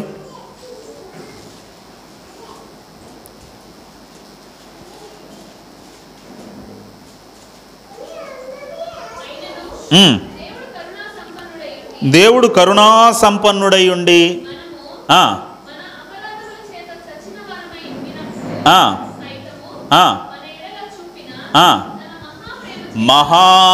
మహాప్రేమ అంట. ఆయన కరుణా సంపన్నుడంట. ఆయనలో ఏది చూసినా ఎక్కువే. మహాప్రేమ వేరు, మహాప్రేమ వేరు. మహాప్రేమ కలిగిన వాడంట ఆయన. ఆయనలో కోపం ఉన్న మహాకోపం ఆయనకి. ఆయనలో ఏదైనా హల్లెలూయా, మహాప్రేమ, మహాజాలి, మహాదయ. ఎందుకంటే ఆయనలో దేనికి అంతం ఉండదు. ఆయన ఏమి లేనివాడు, ఆదియు అంతము లేనివాడు. అలానే ఆయన ప్రేమకు కూడా ఆది లేదు, అంతం లేదు. ఆయన కోపానికి కూడా ఆది లేదు, అంతం లేదు. ఆయన జాలికి కూడా ఆది లేదు, అంతం లేదు. అంత గొప్పవాడు ఆయన. ఇప్పుడు ఆయన కోపం ఉంది ఆయనలో, కానీ అదే పక్కన ఏముందంటే ప్రేమ. తండ్రిగా ఆయన ప్రేమ ఉంది ఆయనలో. ఒకవైపు దేవుడు అంటే ఎవరో తెలుసా? న్యాయాధిపతి. దేవుడు అంటే నీతిపరుడు, నీతి తప్పనివాడు, శిక్షించేవాడు. ఇలాంటి ఒక క్యారెక్టర్ దేవుడు అంటే. ఈ వైపులో ఆ దేవుళ్ళలోనే ఏముంది? తండ్రి అనే గుణం ఉంది. ఇప్పుడు ఏం చేయాలి? తప్పు చేస్తా అన్నాడు మనిషి. ఏం చేయాలి? వీడిని ఎలా దగ్గరికి తీసుకోవాలి? తండ్రిగా నేను మళ్ళీ నా బిడ్డను నా దగ్గరికి తీసుకోవాలి. ఏం చేయాలి? వీడు తప్పిపోతున్నాడు, నరకానికి వెళ్ళిపోతాడు, ఎలా చేయాలి? ఇన్ని మీకు అర్థం కావడం కోసం ఒక ట్రాఫిక్ పోలీసు ఉన్నాడు. ఒక ట్రాఫిక్ పోలీసు రోడ్లో నిలబడుకున్నాడు. ఆ ట్రాఫిక్ పోలీసు అందరినీ ఎవరెవరు హెల్మెట్లు లేవో, ఎవరెవరికి బండి ఇది లేవో, అవన్నీ పేపర్లు లేవో అన్నీ చూస్తా వాళ్ళని పట్టుకుంటా ఇది చేస్తూ ఉన్నాడు. అలాంటి సమయంలో వాళ్ళ కొడుకే హెల్మెట్ లేకుండా ఇద్దరు ముగ్గురిని వెనకాల ఎక్కించుకొని సర్రని వాళ్ళ నాన్న ముందర వచ్చినాడు. బండి పేపర్లు లేవు. ఇప్పుడు ఏం చేయాలి? ఆ తండ్రి 2 పనులు చేయొచ్చు. ఒకటి, ఫస్ట్ చూద్దాం. ఫస్ట్ పని ఏంటంటే, తండ్రి కాబట్టి అరే నా కొడుకే దొరికినాడు, వీటికి ఎలా మళ్ళీ ఫైన్ వేసేది, నేను వీటికి ఎలా శిక్ష వేసేది, సరే ఇన్ని సైడ్ నుండి పంపించేద్దాం, అరే పక్క వెళ్ళిపో అని అన్నాడు అనుకో. ఇప్పుడు ఈయనలో 2 క్యారెక్టర్లు ఉన్నాయి. ఒకటి పోలీసు, ట్రాఫిక్ పోలీసు, ఒకటి తండ్రి. ఇప్పుడు ఈయన రెండిట్లో ఏది సక్రంగా నెరవేర్చాడు? తండ్రి క్యారెక్టర్ కరెక్ట్గా నెరవేర్చాడు. తండ్రిగా కొడుక్కి శిక్ష పడకూడదు, కొడుక్కి ఫైన్ పడకూడదని పంపించేశాడు. కానీ పోలీసుకి ఏం చేశాడు? ఫెయిల్యూర్ అయిపోయాడు. తండ్రికి గెలిచాడు, పోలీసుగా ఫెయిల్ అయిపోయాడు. సరే, ఇంకో రెండో పద్ధతి చూద్దాం. ఇప్పుడు రెండో పద్ధతిలో వచ్చాడు, కొడుకు వచ్చాడు. కొడుకు వచ్చినప్పుడు ఏం చేశాడంటే వాడిని రోడ్లో నిలబెట్టేశాడు. రాయ్, నువ్వు ఫైన్ కట్టాల్సిందే. కొడుకైతే కొమ్ములు వచ్చాయంటే నువ్వు ఫైన్ కట్టాల్సిందే, లేకపోతే నీ బండిని సీజ్ చేస్తాననేసి ఎండలో నిలబెట్టి అక్కడనే కట్టేసి వాడిని అక్కడనే ఉంచేశాడు అనుకో. ఇప్పుడు ఏంగా ఫెయిల్ అయినట్టు? ఆయన తండ్రిగా ఫెయిల్ అయ్యాడు, పోలీసుగా కరెక్ట్గా చేశాడు, పోలీసుగా గెలిచాడు. ఈ రెండు పద్ధతులు కొద్దిగా ఇబ్బంది. ఇప్పుడు ఈయన దేవుడు ఆ పరిస్థితుల్లో ఉన్నాడు. అందుకే ఆయన ఏం చేశాడంటే న్యాయంగా అన్నీ చేశాడు. ఎలా చేశాడంటే, ఇప్పుడు వాడు వచ్చాడు, బండిలో వచ్చాడు, హెల్మెట్ లేవు, వెనకాల 3-4 ఎక్కించుకొని వచ్చాడు, పేపర్లు. ఇప్పుడు ఏం చేశాడంటే తండ్రిగా, రే నువ్వు ఫైన్ కట్టాల్సిందే నాన్న, నా దగ్గర డబ్బు లేదు నాన్న, నేను ఏం చేయాలో అర్థం కాలేదు నాన్న, ప్లీజ్ నాన్న అడుగుతా అంటే, నువ్వు డబ్బు కట్టాల్సిందే అని చెప్పి, నువ్వు కట్టలేవు కనుక నా కష్టార్జితంలో నుండి, నేను కష్టపడిన కష్టార్జితంలో నుండి ఇదో ఈ 10,000 నేను ఫైన్ కడతాండా అని ఆ ఫైన్ కట్టి ఆ కొడుకుని పంపించేశాడు అనుకో. అంటే ఇప్పుడు రెండిటికి ఏం చేశాడు అతడు? తండ్రిగా న్యాయం చేశాడు, కొడుకుని తప్పించాడు. అలానే పోలీసుగా ఏం చేశాడు? ఫైన్ కట్టి న్యాయాధిపతిగా, ఒక నీతిమంతుడిగా పోలీసుగా నిరూపించుకున్నాడు. హల్లెలూయా. అలానే దేవుడు కూడా ఆయన దేవుడుగా, న్యాయాధిపతిగా, నీతిమంతుడిగా ఉన్న దేవుడే తండ్రిగా ఉన్నాడు, న్యాయాధిపతిగా ఉన్నాడు. రెండింటినీ సమానంగా మెయింటైన్ చేయాలి. అందుకే దేవుడు ఏం చేశాడంటే నీకు రావాల్సిన శిక్ష రావాల్సిందే. ఆ శిక్షను ఏం చేశాడంటే ప్రాతినిధ్యం వహించినటువంటి యేసుక్రీస్తు మీద మోపి ఆ పాపాన్ని అంతటికి ఏం చేశాడు?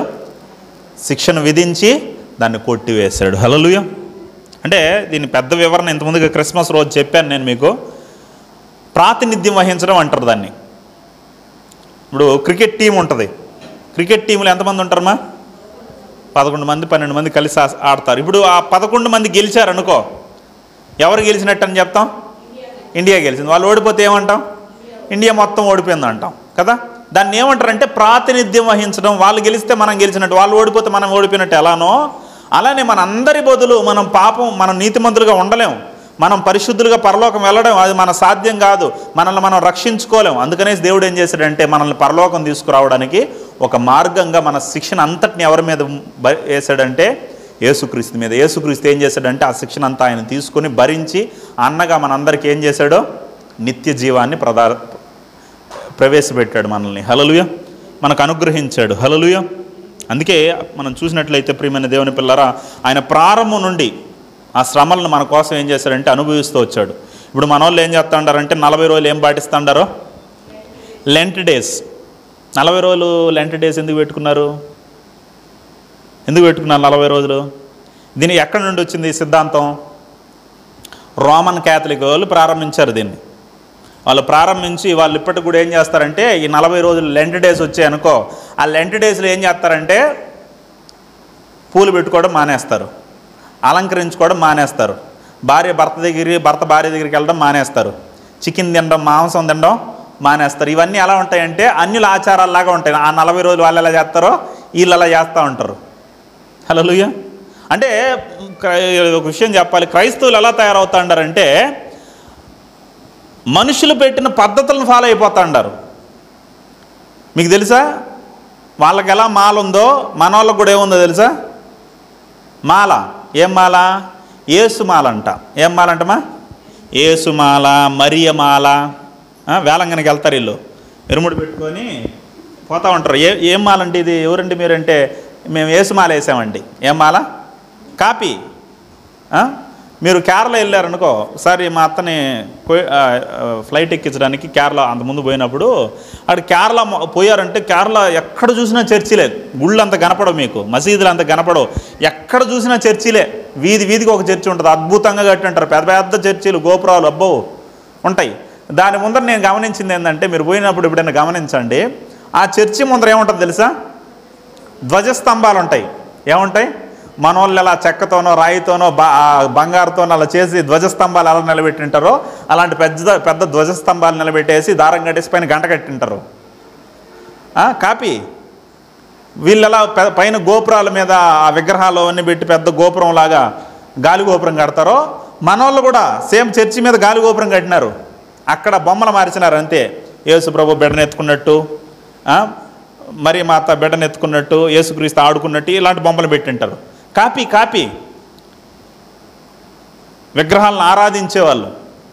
యేసుక్రీస్తు విగ్రహం అని, మరియ విగ్రహం అని, సిలువ విగ్రహం అనేసి దాని ముందర టెంకాయలు కొట్టడం, దానికి పూలు వేయడం, దానికి అగరబత్తులు వెలిగించడం, దానికి దండాలు పెట్టడం, దానికి పొల్లు దండాలు పెట్టడం, దాని ముందర మోకాళ్ళ మీద నడవడం. అబ్బో, అన్ని ఆచారాలన్నీ కాపీ కొట్టి ఏమనాలమ్మా? బైబిల్లో ఉందా విగ్రహారాధన చేయమనే? ఏ విగ్రహానికైనా నమస్కరించచ్చా? దేనికైనా పూజించచ్చా? యేసుక్రీస్తు ఫోటో పెట్టుకొని దానికి నమస్కరించచ్చా? దాన్ని పూజించచ్చా?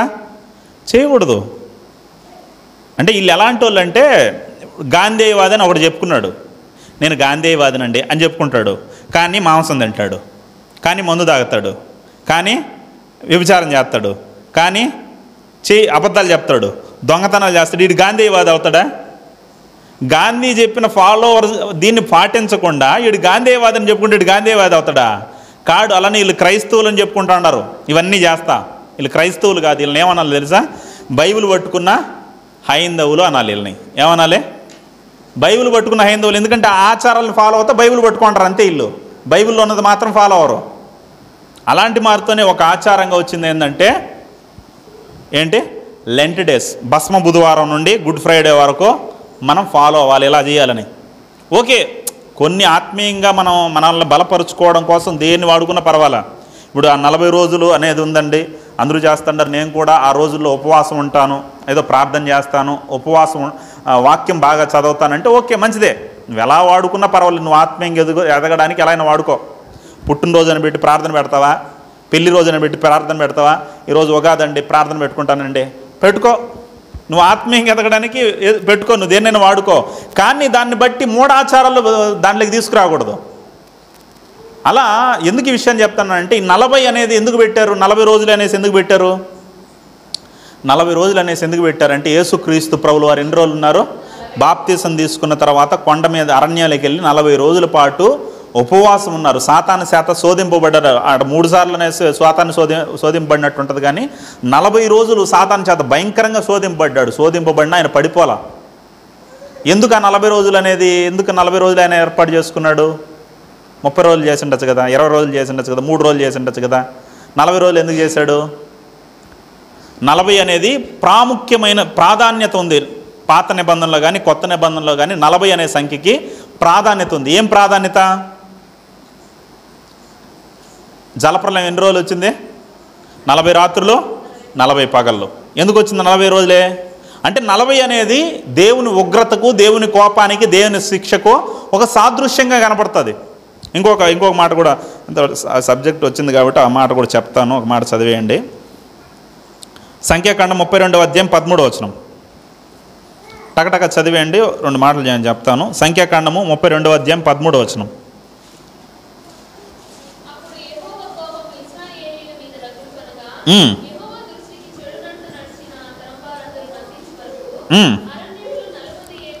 నలుబది ఏండ్లు ఏం చేస్తా ఉన్నారంట?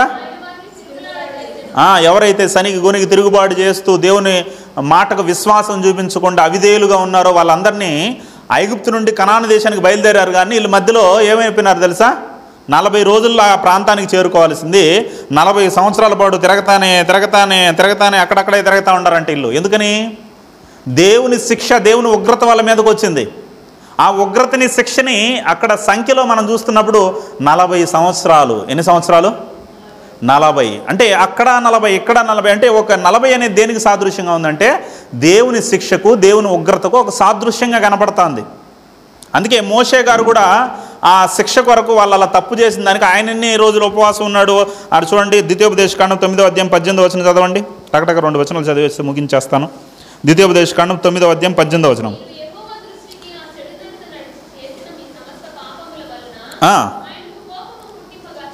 ఆయన కోపం పుట్టింపుగా చూచి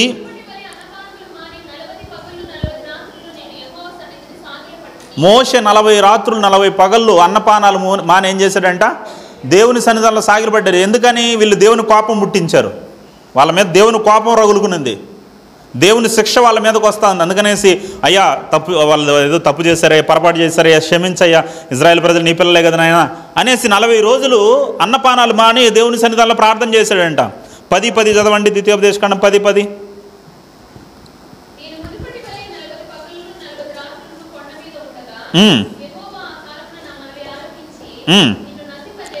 నిన్ను నశింపజేయుట మానెను. అంటే ఇక్కడ 40 అనేది దేనికి సాదృశ్యం అంటే ఆయన శిక్షకు, ఆయన ఉగ్రతకు, ఆయన కోపానికి ఒక సాదృశ్యం. ఇప్పుడు దాన్ని తగ్గించడానికి మోషే ఏం చేశాడు?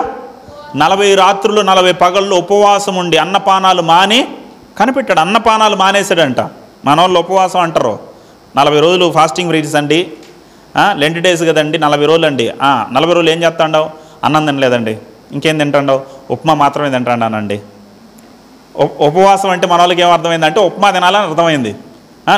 నేను అన్నం తినండి, నేను ఇడ్లీ మాత్రమే తింటానండి ఆ రోజుల్లో మాత్రం, నేను అరటిపండ్లు ఫ్రూట్స్ మాత్రమే తింటానండి ఆ రోజుల్లో, ఇదో ఇంత జ్యూస్ మాత్రమే తాగుతానండి. ఇది ఉపవాసమా? మన వాళ్ళకి ఉపవాసం అంటే అన్నం మాత్రం తినకూడదు, మిగిలినవన్నీ తినచ్చు అనేసి అర్థమైంది మన వాళ్ళకి. అలా కాదు, అన్నపానాలు మానేశాడు ఆయన.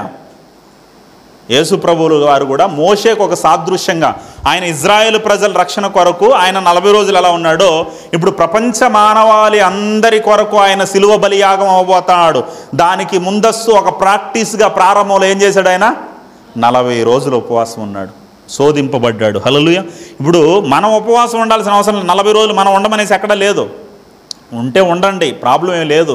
కానీ ఎక్కడ కూడా బైబిల్లో ఆజ్ఞాపూర్వకంగా 40 రోజులు ఉండాలని లేదు. అలా ఉండేటట్టుగా ఉంటే పౌలు 40 రోజులు ఉండాలి, పేతురు గారు ఎక్కడైనా 40 రోజులు ఉండాలి. ఎక్కడైనా శిష్యులు కానీ అపోస్తులు కానీ ఎక్కడైనా ఫాలో అయినట్టు పత్రికల్లో కానీ ఎక్కడైనా ఉందా? ఎక్కడ లేదు. ఆయన మన శ్రమల కొరకు ఒక సాదృశ్యంగా సాతాను జయించడం కొరకు ఆయన ఉండి ఏం చేశాడు? సిలువలో మరణించాడు. ప్రియమైన దేవుని పిల్లారా, మనల్ని ఆయన తండ్రికి సమీపస్తుడిగా మార్చడం కొరకు ఆయన మధ్యవర్తిగా, సమవర్తిగా వచ్చి మనుషుల్ని దేవుణ్ణి ఏం చేశాడు? ఆయన సమాధానపరిచాడు. అక్కడి నుండి ఆయన శ్రమలు స్టార్ట్ అయినాయి. బాప్తీసం తీసుకున్నప్పటి నుండి శ్రమలు స్టార్ట్ అయ్యి చివరికి ఆయన చెమట ఏమైపోయిందంట? రక్తపు బిందులుగా మారిపోయిందంట. చెమట రక్తంగా మారిపోయింది. అంటే ఎంత ప్రెజర్ ఆయనలో ఇదైందో చూడండి, అంత భయంకరమైంది సిలువ. దాన్ని ఆ ప్రెజర్ని, ఆ ఆలోచనలు ఆయనకు వచ్చినప్పుడు ఆ చెమట రక్తంగా మారిపోయిందంట. రక్తపు ఆ చెమట ఇవేమైపోయినంటే పగిలిపోయాయి, బ్లాస్ట్ అయిపోయి రక్తం వచ్చేసింది బాడీలో నుండి. అంతగా ఆయన శోధింపబడుతూ శ్రమ పడుతూ మన అన్ని పాపాలు ఆయన మీద వేసుకొని ప్రియమైన దేవుని పిల్లరా మనందరికీ రక్షణనిచ్చాడు. హల్లెలూయా. అందుకే సాతానుకు లేని ఒక భాగ్యాన్ని దేవుడు మనకేం చేశాడంటే, సాతాను నిత్య నరకానికి చేసిన వెంటనే పంపించేశాడు, వాడికి నిత్య నరకం. కానీ మనకేం చేశాడంటే అవకాశం ఇచ్చాడు. యేసుక్రీస్తు ద్వారా మరొక అవకాశం నువ్వు సద్వినియోగం చేసుకొని మారు మనసు పొంది బాప్తీసం తీసుకొని ఆయన బల్లలో ఆయనలో నువ్వు పాలు పంపులు పొందితే నిత్య జీవాన్ని ఇస్తానన్నాడు. హల్లెలూయా.